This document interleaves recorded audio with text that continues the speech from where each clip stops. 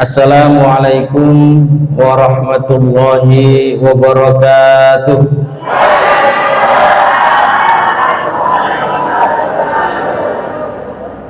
Bismillahirrahmanirrahim. Alhamdulillahi rabbil alamin. Wa bihi nasta'inu ala umuri dunya waddin. Wassalatu wassalamu ala asyrafil anbiya'i wal mursalin Sayyidina Muhammadin wa ala alihi wa ashabihi wa tabi'in wa man tabi'ahum bi ihsanin ila yaumiddin. Amma ba'du, hadratal muhtaramin, para alim, para kiai, para ustadz, para sesepuh ingkang saya muliakan, yang saya hormati Ketua Yayasan Al-Muhajirin Bapak Dr. Zainal Abidin beserta jajaran pengurus, yang saya hormati Ketua Takmir Masjid Al-Muhajirin Abah Yai Munif beserta jajaran pengurusnya, Bapak Ibu, tidak lupa Ketua Panitia Abah Wardiman, yang saya hormati juga Ketua RW 3 PP Legi Indah Abah Muhammad Thoyib, yang saya hormati betul MC yang bersemangat, Bapak Ibu hadirin rahimakumullah. Puji syukur senantiasa kita panjatkan kehadirat Allah Subhanahu wa taala atas rahmat hidayah dan maunahnya kula panjenengan saged hadir dalam acara peringatan Tahun Baru Hijriah 1448. Mudah-mudahan kehadiran kula panjenengan di majelis di Masjid Al-Muhajirin yang penuh barokah ini angsal ridhonipun Allah Subhanahu wa taala. Amin, Allahumma amin. Allahumma sholli ala sayyidina Muhammad. Allahumma sholli ala sayyidina Muhammad.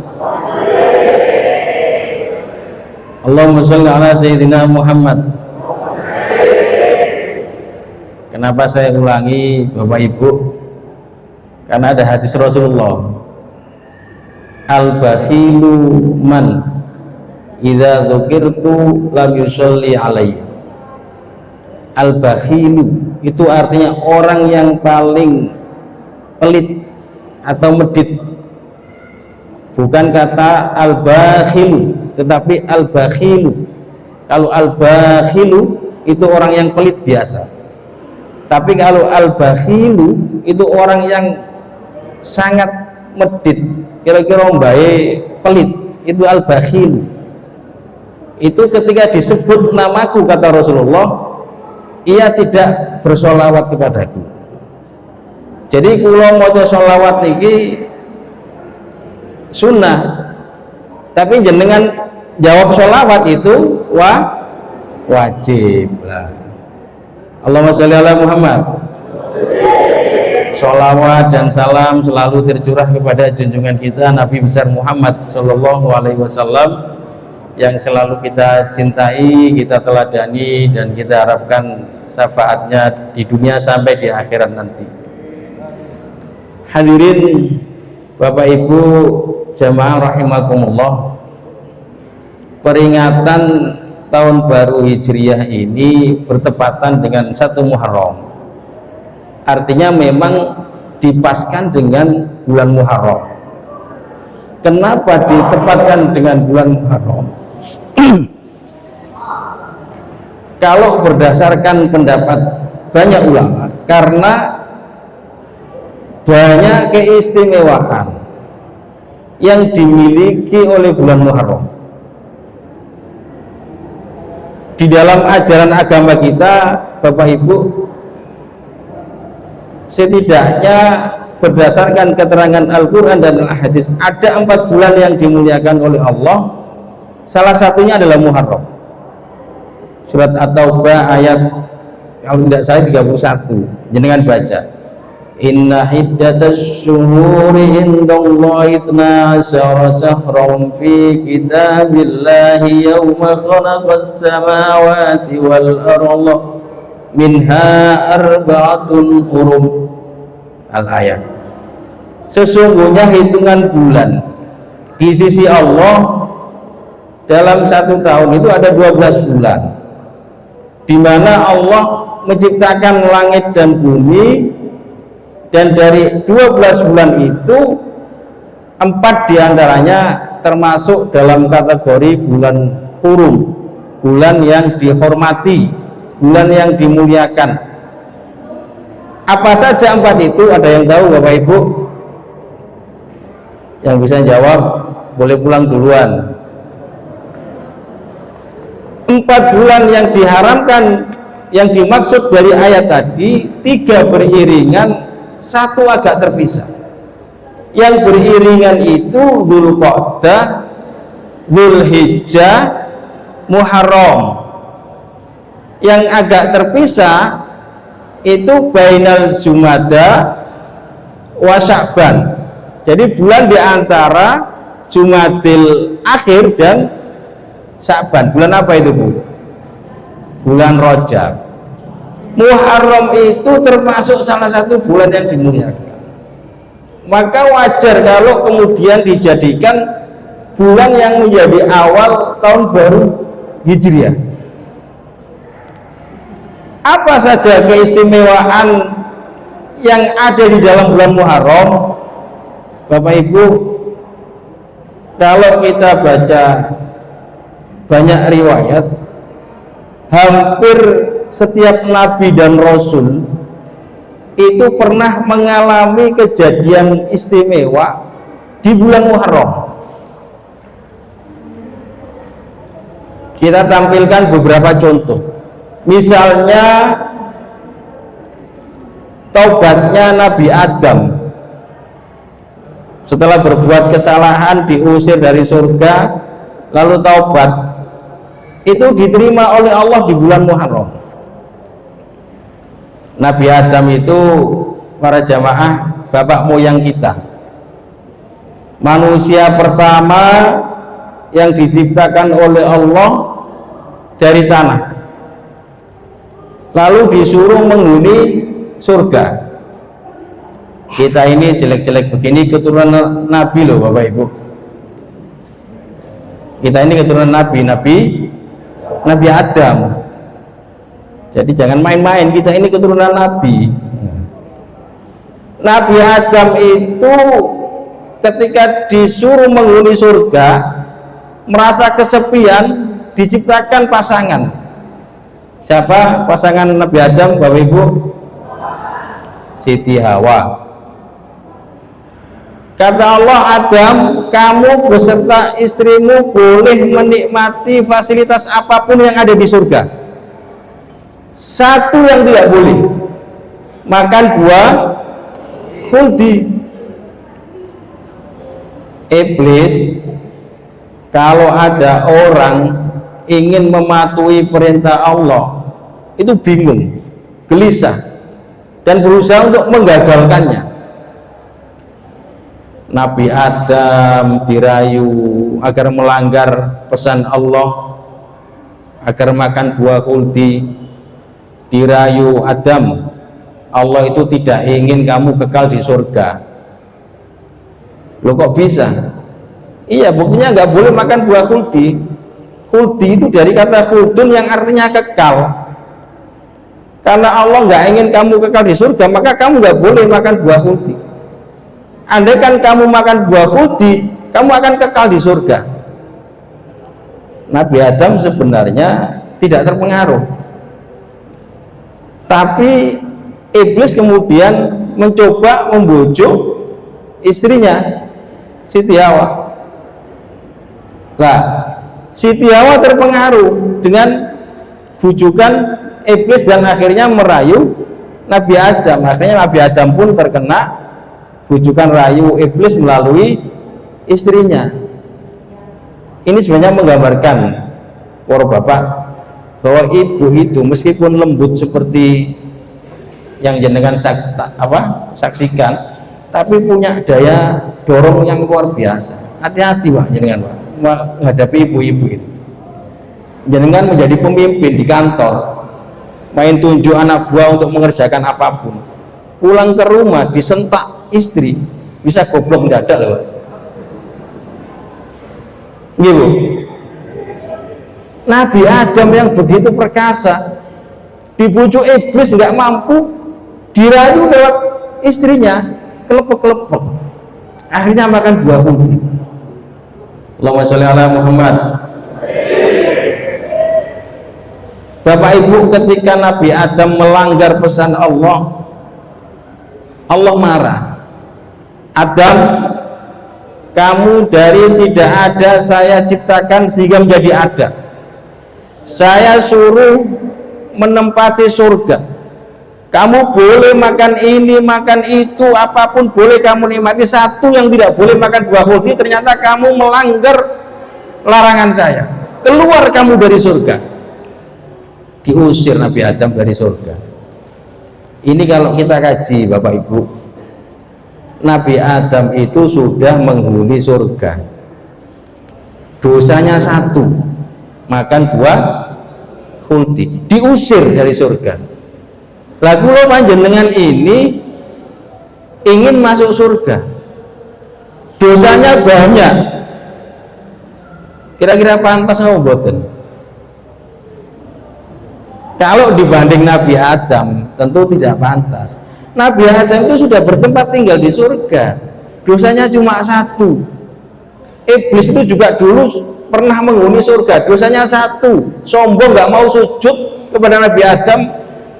Lah kita ini belum masuk surga, ingin masuk surga, dosa kita banyak.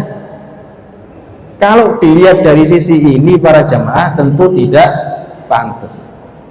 Tetapi kita bersyukur, kita ini punya Tuhan Allah Subhanahu wa Ta'ala yang Maha Rahman dan Rahim, Maha mengampuni dosa-dosa hambanya.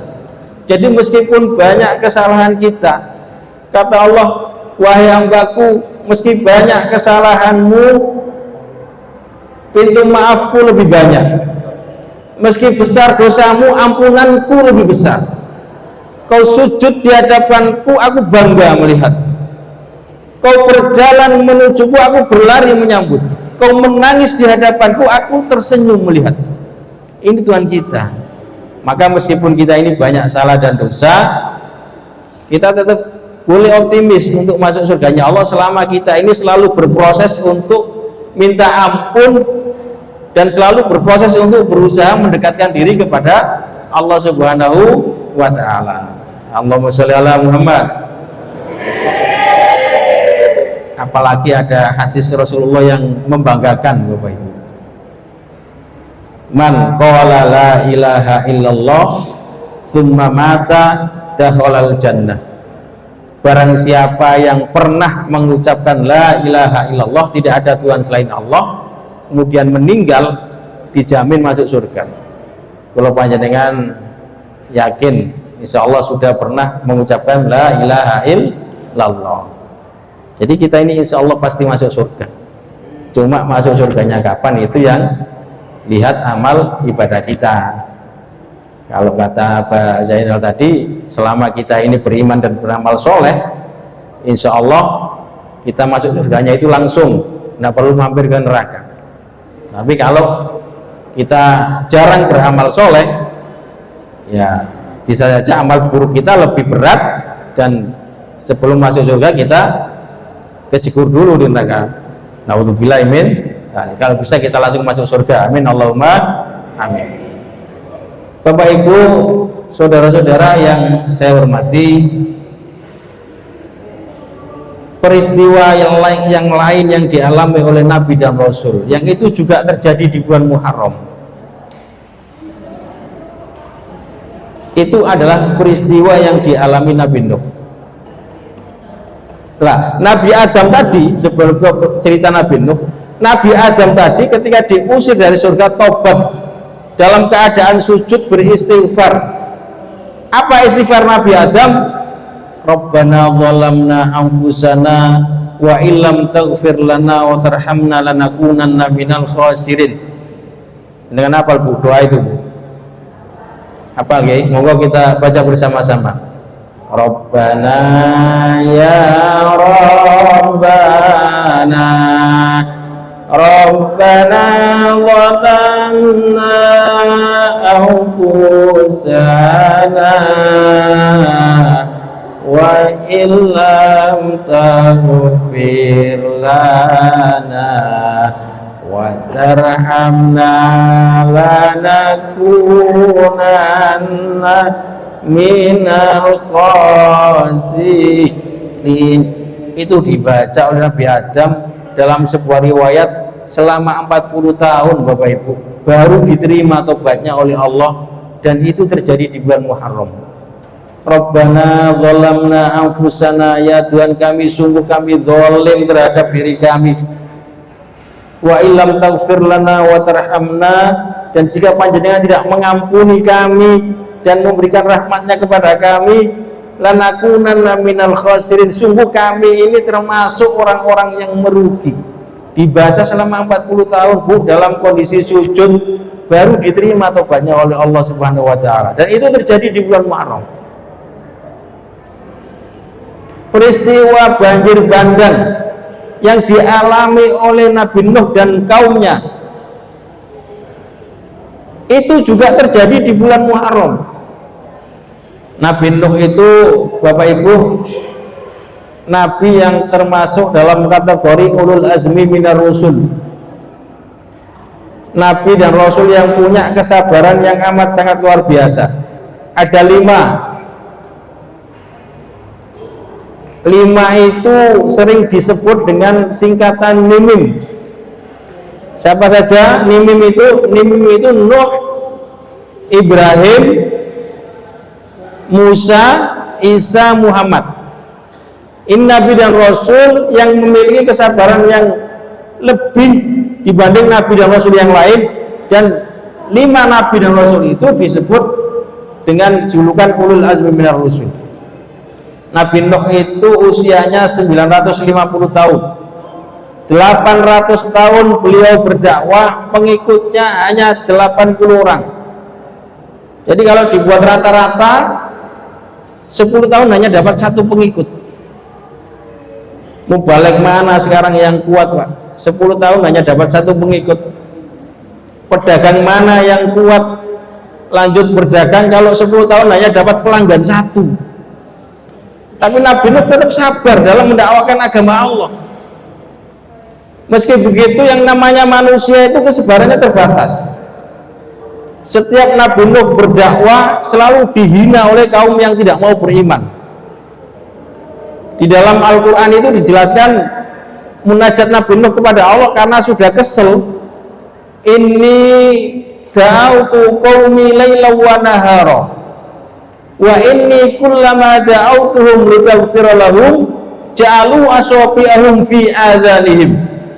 Ya Allah, sesungguhnya saya siang malam telah berdakwah kepada kaum saya. Setiap kami mendakwai mereka ya Allah agar kamu mengampuni mereka, ternyata mereka meletakkan tangannya di telinganya. Mereka tidak mau mendengar dakwah saya ya Allah. Saya ini malah dikata-katai orang yang gila. Coba lihat Nuh ngomel-ngomel sendiri. Nah, jenengan nih gak dengarkan kulo ya. Berarti kulo nih ngomel-ngomel sendiri Bu, Pak. Kalau begitu terus ya Allah, Rabbi la tazar alal ardi minal kafirina dayyara. Jangan biarkan mereka itu tetap menghuni bumi ini. Hancurkan saja mereka ya Allah, orang-orang kafir beserta anak cucunya, musnahkan saja dari muka bumi ini. Ngapain mereka hidup kalau tidak mau beriman kepada? Ini munajat Nabi Nuh. Munajat Nabi Nuh ini para jamaah didengarkan oleh Allah, dan Nabi Nuh disuruh buat kapal, buat perahu besar. Kalau itu mau Nuh, buat kapal, buat perahu besar yang bisa menampung banyak orang. Dari mana saya buat perahu ya Allah? Dari kayu. Kayunya dari mana ya Allah? Dari pohon. pohonnya mana ya Allah? Nanam dulu. Nah, ini namanya perjuangan, Pak. Tuh.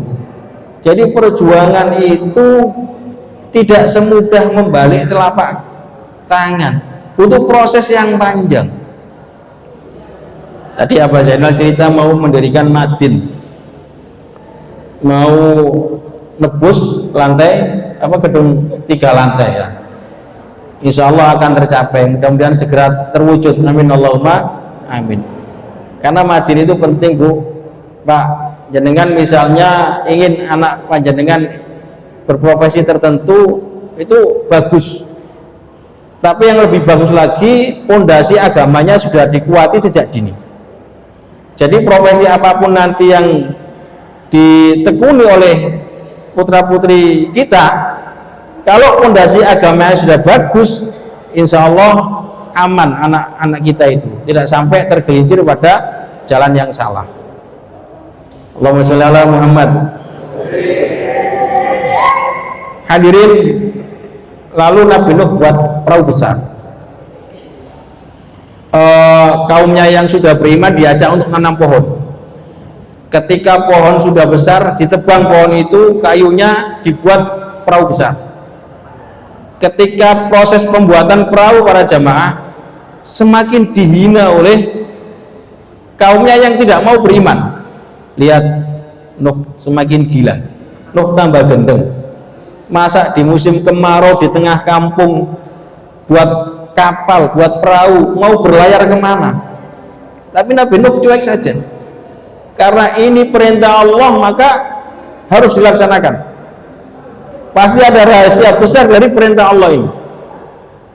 Akhirnya ketika perahu jadi, para jamaah, Nabi Nuh munajat lagi kepada Allah, ya Allah, perahu sudah jadi. Lalu Allah perintahkan, ajak kaummu yang sudah mau beriman untuk naik kapal, naik perahu, naikkan hewan sepasang-sepasang untuk dinaikkan juga. Saya akan turunkan hujan, hujan ini akan membuat banjir dan semua yang di luar perahu Nuh akan musnah, tenggelam dan tidak bisa hidup lagi. Akhirnya semua yang sudah beriman diajak naik, termasuk hewan sepasang, biar nanti ada keberlanjutan keturunan, diajak naik. Perwakilan pohon-pohon, jenis pohon apapun dinaikkan. Lalu Nabi Nuh kontrol, mencari anaknya yang tidak ada di perahu. Namanya siapa Bapak Ibu? Kan'an. Dilihat di pojok perahu nggak ada, di tengah perahu nggak ada. Bertanya kepada orang-orang yang sudah di dalam perahu, ada Kan'an? Tidak ada Nuh. Ketika melihat di luar perahu, ternyata Kan'an kumpul bersama orang-orang kafir. Dipanggil oleh Nabi Nuh, ya bunayyarkam ma'ana, wahai anakku, naik kemari bersama kami. Tidak ayah, kami di sini saja. Hujan akan turun nak, dan hujan itu membuat banjir dan semua yang di luar perahu akan tenggelam. Kan'an tetap tidak mau. Jika banjir datang ayah, sa'awi ila jabalin ya'simuni minal ma', saya akan naik ke gunung, gunung akan bisa menyelamatkan saya dari air. Gunung pun tenggelam nak, semua yang di luar kapal ayah ini akan musnah, tenggelam. Dirayu seperti itu Bu, Pak, tetap tidak mau. Ini namanya Nabi Nuh, orang tua yang peduli kepada anak. Meskipun anaknya itu anak yang tidak nurut, tapi namanya orang tua itu tetap peduli, berusaha menyelamatkan anaknya. Akhirnya hujan turun, tambah deras, banjir datang. Orang-orang kafir termasuk Kan'an itu berlarian ke gunung, gunung pun tenggelam, dan semua yang di luar perahu Nabi Nuh itu mati, musnah, tenggelam, ditelan oleh banjir.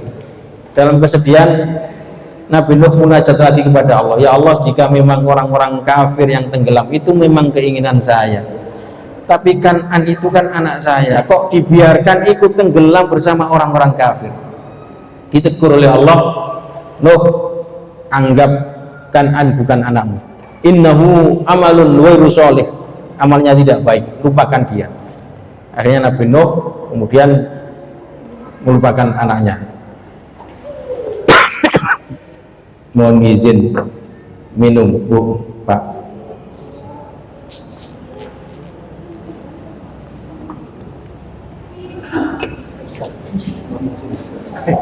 Monggo, Bang. Atas, Bang. Allahumma sholli ala Muhammad. Kejadian luar biasa yang dialami oleh Nabi Nuh, di mana musnah generasi orang-orang kafir yang tidak nurut pada Nabi Nuh, dan kemudian lanjut generasi baru sejak itu. Itu juga terjadi di bulan Muharram. Hadirin jamaah rahimakumullah,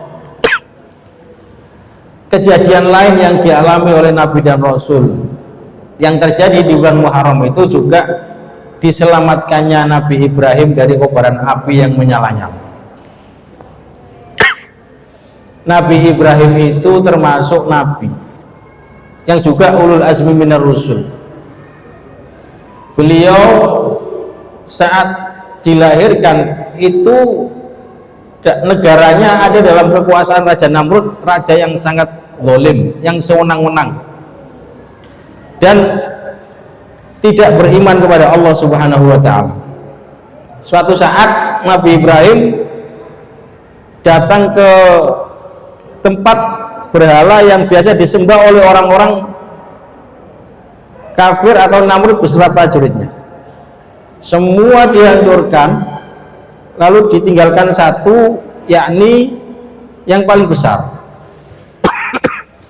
Kemudian kapak yang habis digunakan untuk menghancurkan berhala-berhala itu diletakkan di punggung berhala yang paling besar.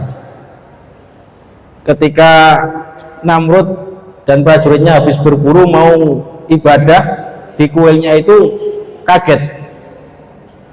Ini kok bisa hancur ini patung-patung sesembahan kami? Siapa yang menghancurkan? Ada yang menjawab, sepertinya pemuda bernama Ibrahim.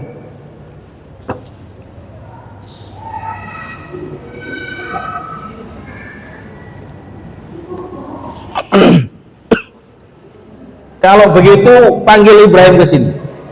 Tapi kita belum punya bukti. Soal bukti belakangan. Yang penting panggil untuk kita adili. Akhirnya Ibrahim ditanya, Ibrahim, ada yang melihat bahwa kamu yang menghancurkan berhala-berhala ini? Loh, mana buktinya? Saya lihat berhala yang paling besar itu masih ada utuh dan di punggungnya ada kapak. Jangan-jangan dia yang menghancurkan, bukan saya. Coba tanya ke dia, Ibrahim, kamu ini, mana mungkin kami bertanya kepada patung? Pasti dia nggak bisa menjawab. Lah, kalau dia nggak bisa menjawab, kenapa kalian sembah? Siapa yang sebenarnya tidak masuk akal di sini? Kalian atau saya? Kok nggak bisa menjawab kok malah disembah? Pokoknya berdasarkan saksi-saksi kamu yang menghancurkan berhala-berhala ini, maka kamu harus dihukum. Hukumannya adalah hukuman mati, dibakar di tengah api yang besar dan membara. Hadirin, ketika api sudah menyala, Allah berpesan kepada api itu, ya narukuni bardan wasalaman ala Ibrahim. Wahai api, jadilah kamu ini dingin dan selamatkan Nabi Ibrahim. Akhirnya ketika api sudah padam, Ibrahim itu keluar dari sisa-sisa pembakaran api itu dan selamat. Nah, ini juga terjadi di bulan Muharram. Ini kok bisa Nabi Ibrahim selamat dari api? Karena api menuruti perintah Allah. Kenapa menuruti perintah Allah? Karena Nabi Ibrahim orang yang takwa kepada Allah. Coba kalau aja dengan nyoba, wah ini buatan. Misalnya masuk ke api lalu baca ayat ini, Kulna ya narukuni bardan wasalaman ala Ibrahim, atau alaiya. Berani buatan, Pak? Kosong Pak Bu, karena kita dalam penilaian Allah itu ketaatan kita belum tentu diakui, beda dengan ketaatan Nabi Ibrahim. Allahumma sholli ala Muhammad. Kejadian berikutnya Bapak Ibu yang terjadi di bulan Muharram, dan itu dialami oleh Nabi dan Rasul itu antara lain Nabi Yunus. Nabi Yunus itu nabi yang pernah putus asa. Ketika mendakwakan agama Allah di tengah kaumnya, itu ditantang oleh kaumnya. Wahai kaumku, berimanlah kepada Allah. Kalau kalian tidak beriman, khawatir azab Allah akan diturunkan. Ditantang begini, Yunus, kami tidak takut terhadap azab Tuhan, silakan turunkan saja. Ketika ditantang seperti itu, para jamaah Nabi Yunus itu agak putus asa, akhirnya meninggalkan kaumnya, mengasingkan diri, lalu naik perahu. Ketika naik perahu para jamaah, perahu ini oleng karena kelebihan muatan, jadi harus ada satu penumpang yang nyebur laut supaya penumpang lainnya selamat. Ketika diundi sampai 3 kali, ternyata yang keluar itu selalu nama Yunus. Akhirnya Nabi Yunus yang harus jegur ke laut. Di dalam Al-Quran diceritakan Nabi Yunus saat itu ada di dalam 3 kegelapan, fi dzulumatin salas, kegelapan 3 tingkat, kegelapan di malam hari, kegelapan di dasar laut, dan Nabi Yunus ditelan oleh ikan besar, ikan nun. Memang diperintah oleh Allah, telan itu Yunus, tapi jangan dikunyah, langsung masukkan ke perut. Kegelapan 3 tingkat itu kalau dalam bahasa Jawa ya kira-kira peteng, Bapak Ibu ya, peteng dedet. Nah, peteng dedet. Di sini tadi nggak mati lampunya, nggih. Kemarin ya. Oh, di tempat saya tadi mati sampai maghrib baru nyala lagi. Dan Menteri MBG Mas Bahlil ganteng itu udah dapat koreksi dari Prabowo dengan program mematikan energi listrik secara bergantian dan bertahap ini, katanya untuk efisiensi, tapi banyak yang dirugikan. Nabi Yunus ketika ditelan oleh ikan nun dalam 3 kegelapan yang bertingkat tadi, para jamaah sadar ini pasti teguran dari Allah. Akhirnya di dalam perut ikan nun beliau bersujud, bertobat kepada Allah, beristighfar. Ada yang tahu istighfarnya Nabi Yunus?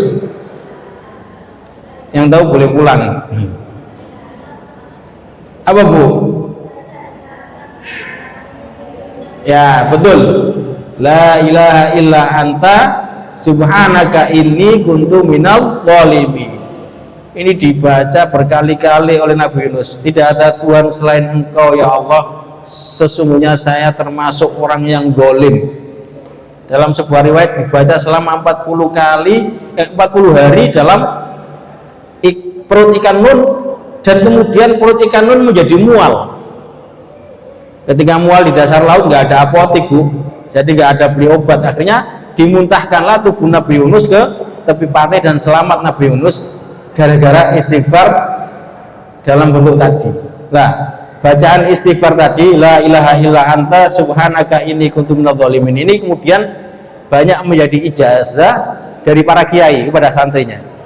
Saya dulu ketika pamit lulus aliyah, madrasah aliyah Kiai Lulung, itu dipesan oleh kiai saya, nanti kalau ada persoalan bangun tengah malam, dini hari, pokoknya di atas jam 12 malam, lalu sholat sunnah hajat atau sunnah mutlak atau yang lain 2 rakaat, setelah itu baca zikir istighfar la ilaha illa anta subhanaka inni kuntu minadz zalimin sebanyak 333 kali.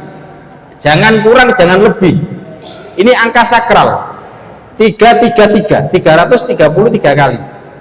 Insya Allah Allah akan segera membantu menyelesaikan persoalan yang kalian alami. Itu saya praktekkan dan insya Allah terbukti Bapak Ibu. Jangan misalnya di utang kok repotnya ure gak lunas, coba ngamalkan itu ya sambil berusaha zahir. Kalau itu kan usaha batinnya, usaha spiritualnya. Itu membantu kita untuk cepat keluar dari persoalan. La ilaha illa anta subhanaka inni kuntu minadz dzalimin. Dan istighfar itu boleh dalam bentuk apapun. Kalau istighfarnya Nabi Adam tadi, Rabbana dzalamna anfusana wa illam taghfir lana wa tarhamna lanakunanna minal khasirin.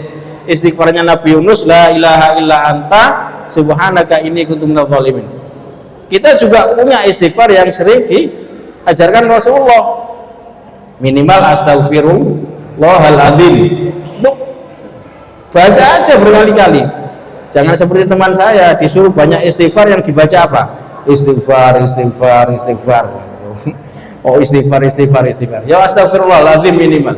Perbanyak istighfar. Rasulullah aja memerintahkan kita membaca istighfar itu setidaknya 70 kali setiap hari atau 100 kali. Kata Rasulullah, sesungguhnya saya ini bertobat kepada Allah dalam bentuk baca istighfar sab'ina marrah setiap hari. Jadi 70 kali, wa fi riwayatin mi'ata marrah, 100 kali. Padahal Rasulullah sudah dijamin diampuni oleh Allah. Apalagi kita yang belum ada jaminan, harusnya lebih banyak lagi beristighfarnya. Allahumma sholli ala Muhammad. Sekian tuh Abu. Kalau mau dipesan Abu Wardiman 1 jam, ini kurang nih, belum 1 jam ini. Peristiwa lain yang luar biasa yang terjadi di bulan Muharram, Nabi Yunus tadi mengalami peristiwa tadi juga di bulan Muharram. Itu peristiwa yang dialami Nabi Musa ketika selamat dari kejaran Fir'aun dan para pengikutnya. Nabi Musa itu juga mirip dengan masa hidupnya, kehidupan Nabi Ibrahim, dilahirkan di tengah kekuasaan yang sewenang-wenang. Waktu itu rajanya adalah Raja Fir'aun. Nabi Musa karena menentang Fir'aun maka dikejar-kejar untuk dibunuh. Ketika di depan Nabi Musa itu lautan luas, beliau disuruh Allah memukulkan tongkatnya ke laut, lalu terbelahlah laut itu dan kelihatan daratannya, lalu Nabi Musa menyeberang beserta pengikutnya ke seberang laut. Fir'aun beserta prajuritnya mengikuti dari belakang. Ketika Nabi Musa sampai ke daratan, Fir'aun dan prajuritnya masih di tengah-tengah, lalu kata Allah, pukulkan lagi tongkat itu ke laut, dan laut itu menyatu kembali sehingga Fir'aun dan prajurit-prajuritnya tenggelam di laut dan meninggal sampai sekarang, tidak balik lagi. Tapi kemudian jasad Fir'aun itu diabadikan dalam sebuah museum di Mesir dengan olesan balsem atau mumi, dan itu sebenarnya ada di dalam Al-Quran. Wa kadzalika nunajjika bi badanika litakuna liman khalfaka ayah. Jadi memang kata Allah, jasad Fir'aun itu diabadikan supaya apa? Supaya menjadi pelajaran bagi orang-orang di belakangnya, setelahnya. Itu loh, dulu ada raja yang sangat sombong namanya Fir'aun, dan kesombongan itu pada akhirnya menghancurkan dirinya sendiri. Kita harus bisa mengambil pelajaran dari peristiwa bersejarah seperti itu. Nah, itu juga kejadian terjadi di bulan Muharram. Hadirin jamaah sholat, jamaah al-muhajirin rahimakumullah. Muharram ini juga menjadi penanda tahun baru Hijriah. Dahulu masa Rasulullah, umat Islam itu belum punya tahun yang khas Islam, tapi masih mengikuti tahun Masehi. Rasulullah itu lahir pada tahun apa Bapak Ibu? Nggak jelas kan? Tahun gajah, karena bersamaan dengan adanya Raja Abraha beserta pasukan gajahnya ingin menghancurkan Ka'bah, tapi oleh Allah dihalang-halangi dengan mengirimkan burung ababil. Di surat Al-Fil itu, alam tara kaifa fa'ala rabbuka bi ashabil fil alam yaj'al kaidahum fi tadlil wa arsala alaihim tayran ababil tarmihim bihijaratin min sijil faja'alahum ka'asfin ma'kula. Jadi pasukan gajah Raja Abraha berbondong-bondong sangat gagah ingin menghancurkan Ka'bah. Tapi Allah mengirim burung ababil. Burung ababil itu mengambil kerikil kecil dari api neraka, lalu dijatuhkan kerikil itu di tengah-tengah pasukan gajah Raja Abraha, dan mereka hancur lebur seperti daun dimakan ulat. Itu masa kelahiran Rasulullah. Belum ada tahun. Baru ada tahun Hijriah itu di masa pemerintahan sahabat Umar bin Khattab. Waktu itu salah satu gubernur Umar namanya Abu Musa al-Asy'ari datang menghadap sahabat Umar, Tuan Umar, kita ini malu kok belum punya tahun yang khas sesuai dengan ajaran agama kita.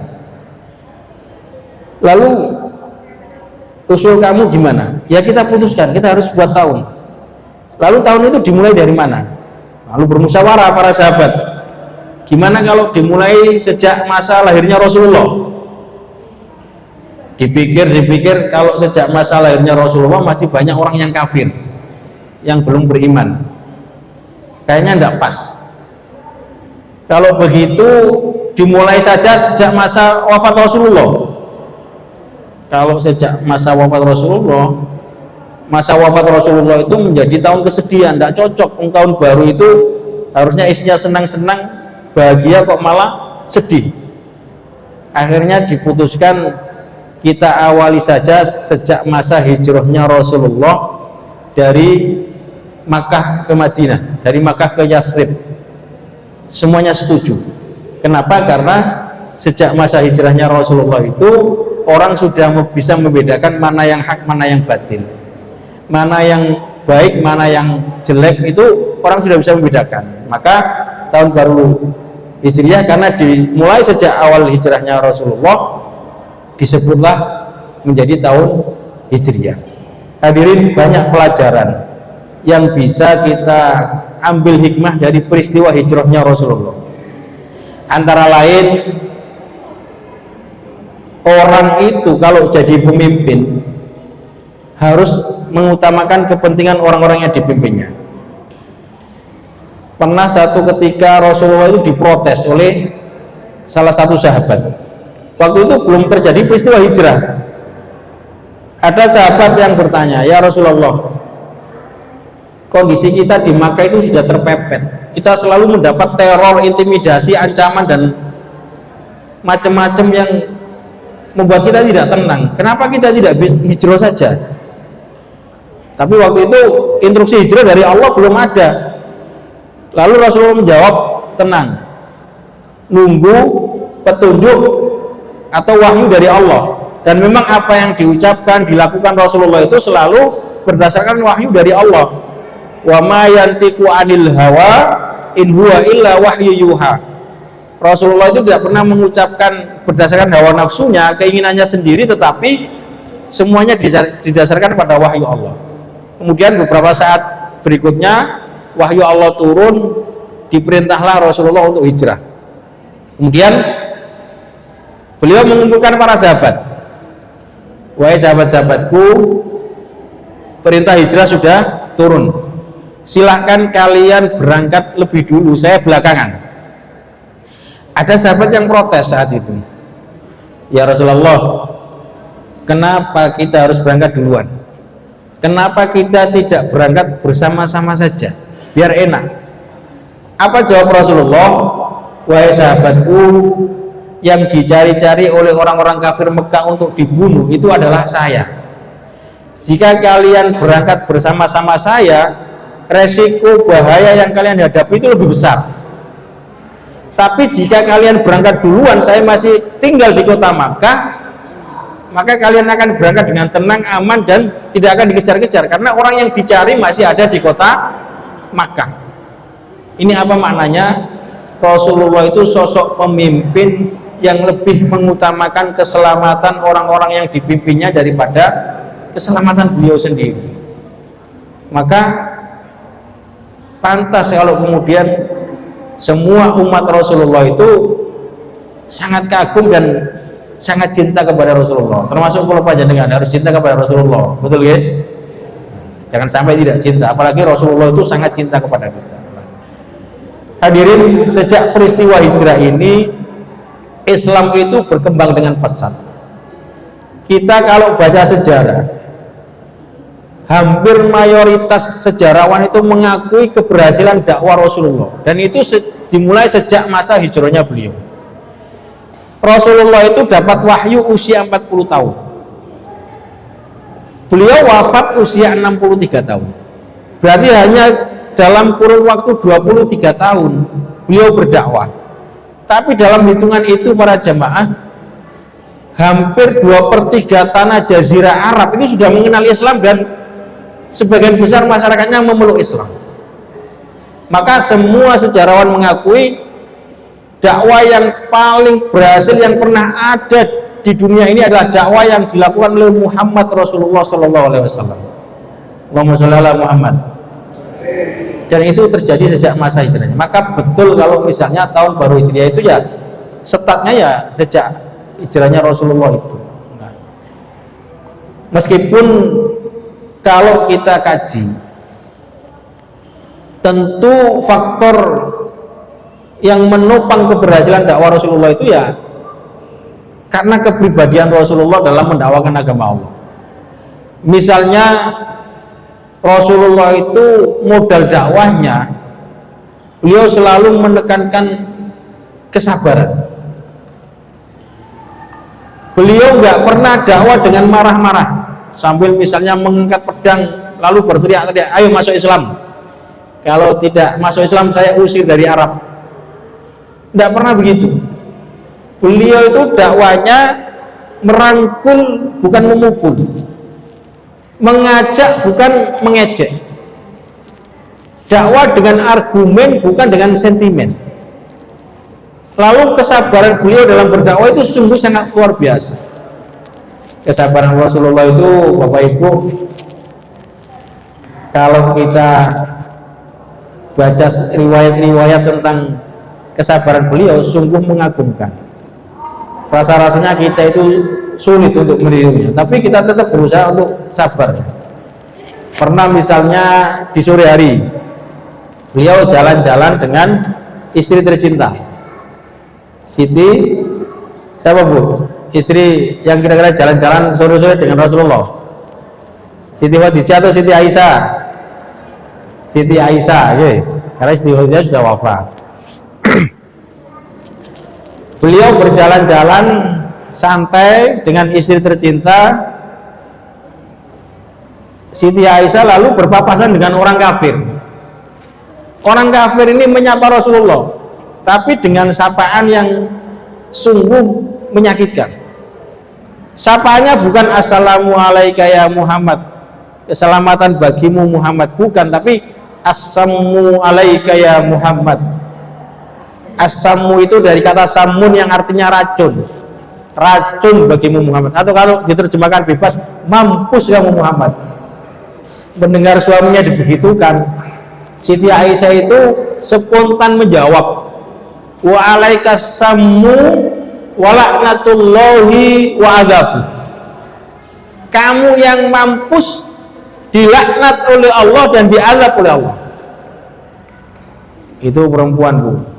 Jadi kadang-kadang secara spontan itu ya tidak terduga melebihi kerasnya laki-laki. Rasulullah dengan tenang memegang tangan istrinya sambil mengatakan, mahlan mahlan ya Humairah, tenang-tenang wahai yang kemerah-merahan. Panggilan kesayangan Rasulullah pada Siti Aisyah itu ya Humairah. Humairah dari kata ahmaro yahmaru yang artinya kuning kemerah-merahan. Dan memang pipi Aisyah, Siti Aisyah itu memang kuning kemerah-merahan, dan itu alami Bu. Kalau sekarang kan banyak kuning kemerah-merahan ya, kadang-kadang di bawah alis mata itu ada sedikit kehitam-hitaman kayak orang habis kejedot pintu begitu. Tapi kan karena make up. Kalau Aisyah alami, saat itu enggak ada bedak apa, bedak FIFA, bedak pon itu enggak ada Bu, alami. Dan Rasulullah sangat suka memanggil istrinya dengan julukan yang sesuai dengan ciri khasnya. Jenengan Pak, kalau ada istri yang pipinya kuning kemerah-merahan, jenengan panggilnya ya Humairah, niru Rasulullah. Tapi kalau itu ciri yang baik. Kalau ciri yang kurang baik jangan Pak. Misalnya ada istrinya hitam lalu dipanggil Black, sini Black. Nah, jangan hitam. Kalau yang jelek jangan. Yang baik aja. Mahlan ya Humairah. Tenang wahai yang kemerah-merahan. Tapi panjenengan dicaci maki ya Rasulullah. Iya, ketika dia mengatakan assalamualaikum ya Muhammad, kita jawab wa'alaika, kan sama saja. Mampus kamu Muhammad, wa'alaika kamu juga. Nah, kan sama saja. Begitu luar biasa kesabaran beliau itu. Pernah duduk sendirian di bawah pohon kurma, lalu dihampiri oleh orang kafir sambil menghunus pedang. Orang kafir itu namanya Dathur. Sambil menghunus pedang, Dathur mengatakan, Muhammad, kamu kemarin boleh bertingkah karena dikelilingi sahabat-sahabat kamu. Sekarang kamu sendirian. Kalau misalnya saya tebas batang lehermu, siapa yang akan menolong kamu? Rasulullah dengan mantap menjawab, Allah yang akan menolong saya. Mendengar kalimat Allah disampaikan Rasulullah, gemetar tangan Dathur dan pedangnya terjatuh. Lalu diambil oleh Rasulullah. Kemudian Rasulullah berkata, Dathur, gantian. Kalau sekarang saya yang tebas batang lehermu, siapa yang akan menolong kamu? Sambil gemetar, Dathur menjawab, tidak ada Muhammad, kecuali kamu mau memaafkan saya. Dengan mudahnya Rasulullah kemudian berkata, ambil kembali pedangmu Dathur, lain kali jangan kamu ulangi. Ini kesabaran beliau. Maka saking sabarnya beliau, banyak orang-orang kafir yang asalnya menentang itu secara sukarela menyatakan diri masuk ke dalam ajaran Islam sesuai dengan yang diajarkan Rasulullah. Apa contohnya? Pernah suatu ketika Abu Jahal, Abu Lahab, dan abu-abu yang lain itu, para pemuka Quraisy itu bermusyawarah untuk mencari orang yang bisa membunuh Muhammad. Lalu ketemulah orang, dan orang ini ditanya, kamu sanggup membunuh Muhammad? Sanggup. Berapa bayaran yang kamu minta? Oh, itu soal nanti, yang penting tunggu dulu hasilnya. Lalu orang ini mencari jalan yang biasa dilalui oleh Nabi Muhammad ketika mau masuk masjid. Ketika ketemu, maka orang ini naik ke lantai atas lalu menunggu Nabi Muhammad yang akan lewat. Ketika lewat, Nabi Muhammad diludahi dengan sengaja. Kena punggung Rasulullah. Rasulullah melihat ada orang di atas meludahi beliau dengan sengaja, beliau senyum saja. Besoknya lewat jalan yang sama, beliau diludahi lagi, melihat orangnya sama, senyum lagi beliau. Lalu di hari ketiga beliau lewat jalan yang sama, tumben nggak ada orang yang meludahi. Akhirnya beliau toleh ke atas, nggak ada orang, ke kanan kiri nggak ada orang yang biasa meludahi beliau. Kemudian disapa oleh sahabat yang lewat, ada apa ya Rasulullah? Saya biasanya kalau lewat sini itu selalu diludahi oleh orang, ini kok tumben nggak ada orang yang meludahi. Oh, si fulan barangkali ya Rasulullah, mungkin sakit ya Rasulullah. Mendengar orang yang biasa meludahi beliau sakit, beliau bergegas menyelesaikan ibadah, lalu pulang ke rumah tanya kepada istrinya, ya Humairah, apakah ada makanan?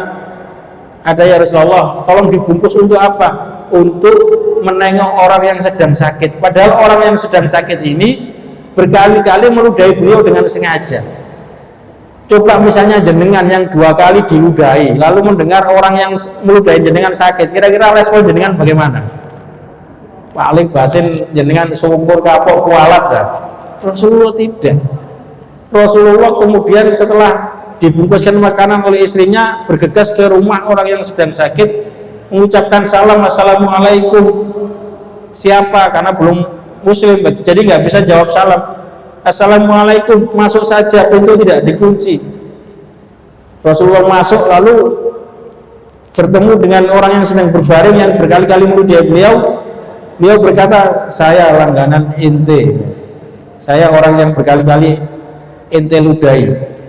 Mendengar Rasulullah yang datang, para jamaah gemetar tangan orang tubuh orang kafir ini spontan mengatakan, luar biasa akhlakmu Muhammad, berkali-kali kamu saya ludahi dengan sengaja, giliran saya sakit belum ada satu teman pun yang menjenguk saya, kamu duluan menjenguk saya. Maka saksikan Muhammad, asyhadu alla ilaha illallah wa asyhadu annaka Muhammad Rasulullah. Masuk Islam orang kafir tanpa paksaan. Dan memang agama itu tidak bisa dipaksa, Pak. Jenengan hadir ke masjid ini juga nggak bisa dipaksa. Jenengan mau pulang dihalang-halangi juga nggak bisa dipaksa. Jadi itu hidayah. Dan hidayah itu memang bisa melalui proses-proses pendekatan. Misalnya takmirnya sangat ngayomi, takmirnya sangat sabar, takmirnya sangat perhatian, itu berefek kepada senangnya jenengan hadir di masjid untuk mengikuti kegiatan-kegiatan di masjid. Termasuk Rasulullah ketika mendakwakan agama Allah itu dengan pendekatan persuasif, damai, nggak pernah dengan cara-cara yang kasar, nggak pernah dengan cara-cara yang keras. Beliau begitu mengayomi dan memperhatikan orang-orang baik yang sudah beriman maupun yang belum beriman saat itu. Hadirin, mudah-mudahan kita bisa mengambil pelajaran dari peringatan tahun baru Hijriah 1448 Hijriah ini, dan kita memang sebagaimana yang disampaikan Ketua Yayasan tadi, idealnya tahun baru itu harus lebih baik daripada tahun sebelumnya. Mangkana yaumuhu khairun minal amsi fahuwa rabbih. Barang siapa yang hari ini lebih baik dari kemarin, maka dia orang yang beruntung. Wa mangkana yaumuhu sawa'un minal amsi fahuwa khusrin. Barang siapa yang hari ini sama dengan hari kemarin, maka dia termasuk orang yang merugi. Wa man kana yaumuhu asaa yaumal amsi asaa min yaumil amsi fahuwa mal'un. Barang siapa yang hari ini lebih jelek daripada hari sebelumnya, maka dia termasuk yang terlaknat. Maka usahakan kita di tahun baru ini selalu lebih baik daripada tahun-tahun sebelumnya. Minimal kalau hijrah di masa Rasulullah itu dipahami hijrah dari satu tempat ke tempat lain. Hijrah dalam situasi sekarang harus kita pahami hijrah beralih dari perbuatan yang kurang baik menuju perbuatan yang baik, beralih dari perilaku yang kurang bertakwa menuju perilaku yang betul-betul bertakwa kepada Allah Subhanahu wa taala. Al-Fatihah. Bismillahirrahmanirrahim. Iyyaka na'budu wa iyyaka nasta'in. Bismillahirrahmanirrahim. Alhamdulillahirabbil alamin.